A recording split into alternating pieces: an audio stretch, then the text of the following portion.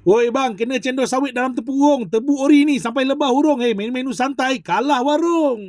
Bro, hari ni aku nak bawa kau makan rumah cendol sawit dia. Okey. Kan cendol dia, kau tengoklah tangki. Lain tak ada kau, asam podeh kau, sizzling kau. Kau jangan pandang hino. Kau jangan pandang hino kat sini tau. Kau biar betul. Nama je cendol sawit tu, tapi kat sini macam-macam makanan kau ada. tahu dan Nyos Lero makan macam mana kan? Kau ikutlah. Macam-macam ada lah. Kau masuk sini kau tengok menu ni macam-macam kan. Lepas tu kau order kat sini. Nama kedai ni sebenarnya Westlock tau. Macam-macam menu ada dalam ni. Kena pula masakan panas-panas dia kan. Mantap. Aduh, kau tengok, kita ada asam podeh kat sini. Asam podeh tetel. Lepas tu sizzling, mangkok logak. Nasi lomak. Nasi lomak dia ada macam-macam kat sini, kau boleh pilih. Tu, nasi ayam cincang. Dia macam ayam kunyit. Nama ayam cincang. Makan dengan kari ni.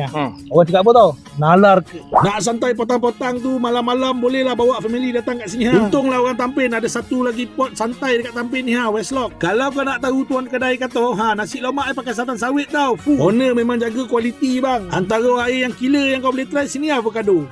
Yang ini memang kena try lah. Cendol santan sawit. Cendol buat sendiri bang. Memang ori homemade. Yang heboh tanya kopi santan ni kopi santan. Yang ni pun killer kau kena try. Yang mengidam air tobu tu boleh dapat kat sini. Tobu saya tanam sendiri, jadi kita boleh pilih. Ada cukup umumnya baru kita bawa mesin. Ladang kat tu? Ladang ada godok, ada gadik, ada arungan pun ada. Lebah bang, lebah. Ikan yang air tu original. Okey tak okey? Ngam kan? Itulah kau. Mana datang ni? Entah. Westlock ni baru buka tau. Tak lama lagi macam-macam menu ada.